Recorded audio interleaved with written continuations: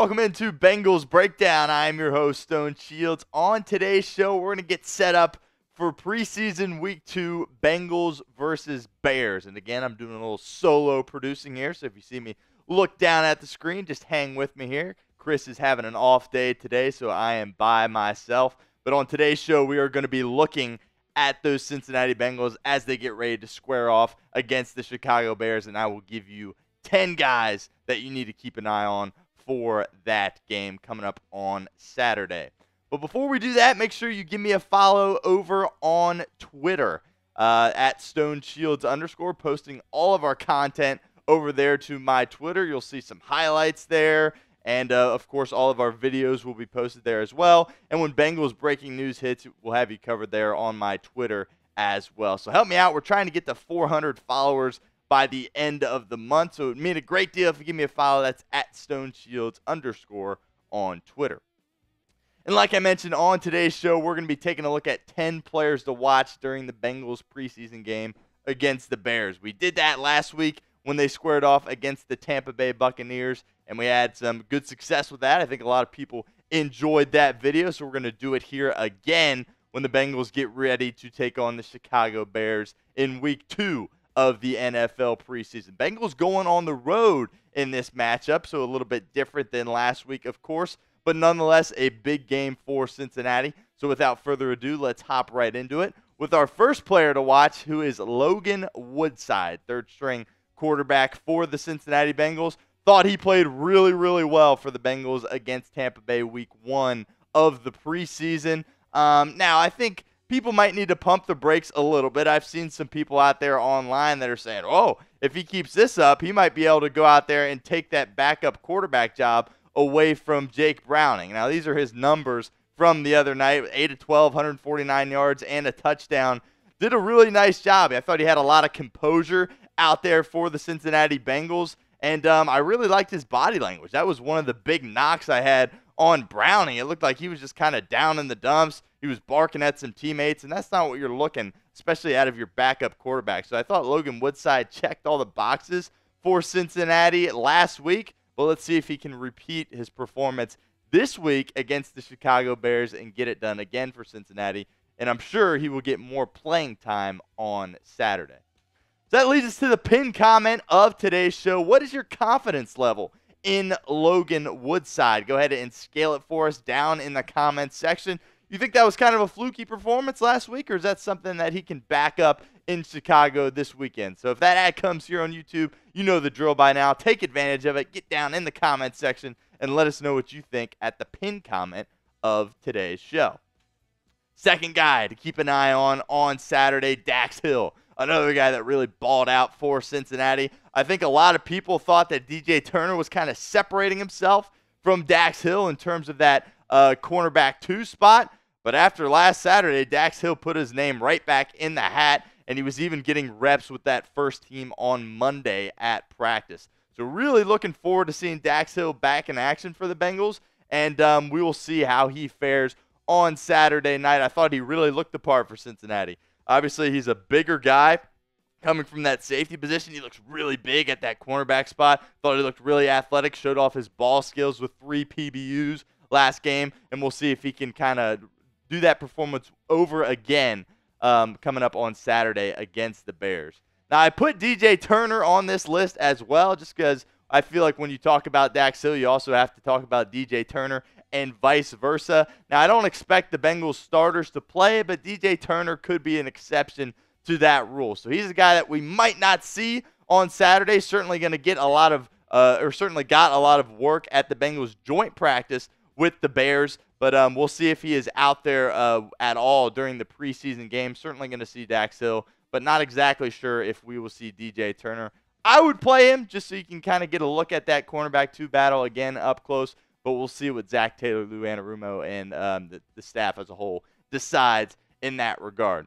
So pick a cornerback 2 for me, Dax Hill or DJ Turner. If you think it's Dax Hill, type H verse in the comments. If you think it's DJ Turner, go ahead and type T for us right now in the comments section. We've asked you guys this question a lot throughout the offseason, and we're going to continue to ask you guys this question because whenever you get new information, I think it's important to kind of circle back to some stuff. And we've gotten some new information in terms of this battle, especially with Dax Hill playing well last week.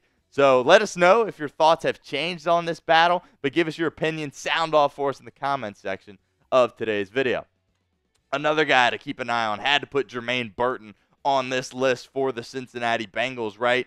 It was a bit of a surprise that he didn't get out there until towards the end. He got a couple of snaps in like second, third quarter, but he really got his main playing time in the fourth quarter, which was a surprise to me because some guys that probably aren't going to make the team in terms of like Kwame Lassiter II, Kendrick Pryor, guys of that nature, were out there getting reps before Jermaine Burton. So that certainly was a surprise to me. I think we will definitely see Jermaine Burton out there earlier, especially considering the ones won't be out there at all for the Cincinnati offense. So he's a guy that I would like to see build on that performance, and I would like to see the coaches have a little bit more confidence in Jermaine Burton. It was kind of a question as to why he wasn't out there. Maybe he's having a hard time kind of digesting the playbook. That's really the only thing that comes to mind when I think about why Jermaine Burton wasn't out there, but he's certainly a guy that I'm looking to have a big night on Saturday again.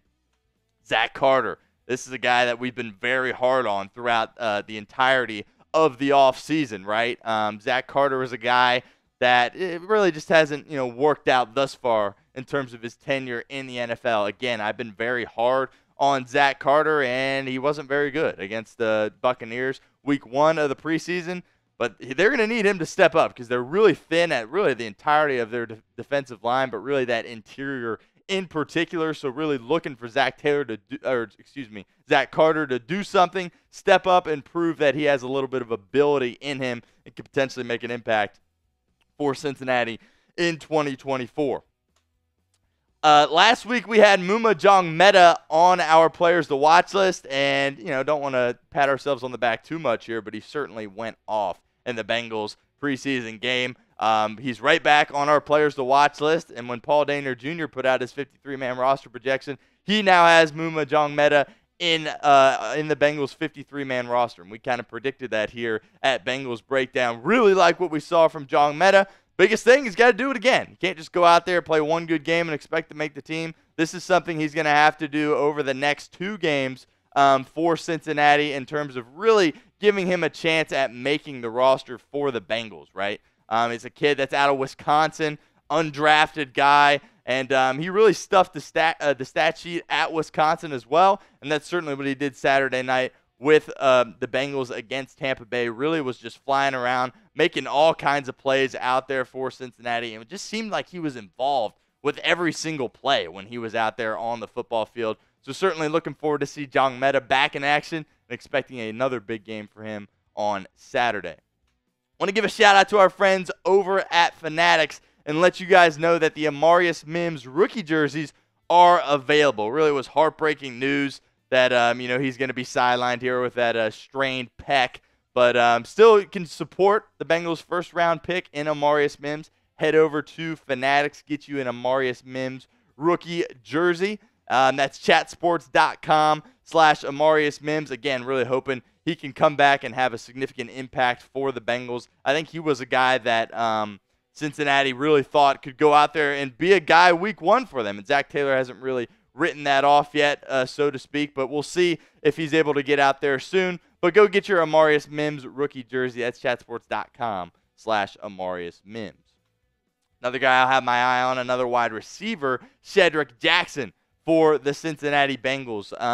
He's a kid out of Auburn, undrafted guy, and Joe Burrow's really, kind of built some chemistry with Shedrick Jackson, and he's really spoken highly of him, but he didn't really do anything last week. Now, that's not entirely his fault because Jake Browning was throwing the football, and Jake Browning really just had an awful game out there for the Bengals, but really hoping Shedrick Jackson shows something this week in Chicago, and we'll certainly see if he can go out there and kind of make a name for himself in terms of the game action. We've seen some stuff from him in training camp. Let's see him get some good reps when the bullets are flying out there. Cornerback Nate Brooks. I thought he played really well for Cincinnati last week. He's a guy that probably isn't going to make the team, but he can, make another strong case for himself and perhaps be a practice squad guy if, he makes it through the waiver wire. I think Cincinnati would love to have Nate Brooks on their practice squad this season. really liked what I saw out of him, and we'll see how he fares on Saturday against Chicago. But I really liked what I saw, and he was out there and made, I believe, 5 tackles last week. So that certainly was good for Lou Anarumo's defense. Moving on to tight end, we got Tanner McLachlan. We talked about recently about the Bengals potentially keeping a 5th tight end. That seems crazy, but it might happen just because they really fall in love with their draft picks and they hate cutting guys like that. But Tanner McLachlan's really going to have to step up because it might be between him and Tanner Hudson who's going to take that last tight end spot. So Tanner McLachlan's got to play well. I thought he looked the part last week for Cincinnati. Didn't get a ton of action, but really liked what I saw from McLachlan last week. And hope he can kind of do that performance over again this weekend for Cincinnati. Because if you watch the program, you know how high I am on this kid. And I really, really hope he's able to stick around and make the team for the Bengals. And lastly, we got Ryan Rehkow, the punter for Cincinnati. Brad Robbins is going to be sidelined. He's got dealing with that hip issue.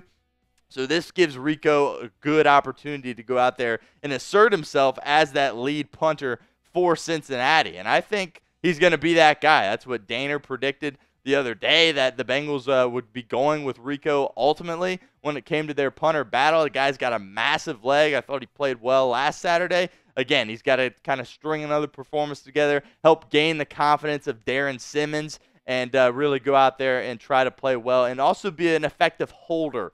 All right, you have to understand that the punter position these days, a lot of it's holding as well. So he's got to develop that chemistry with Evan McPherson, and hopefully he plays well on Saturday. Certainly going to have a close eye on him.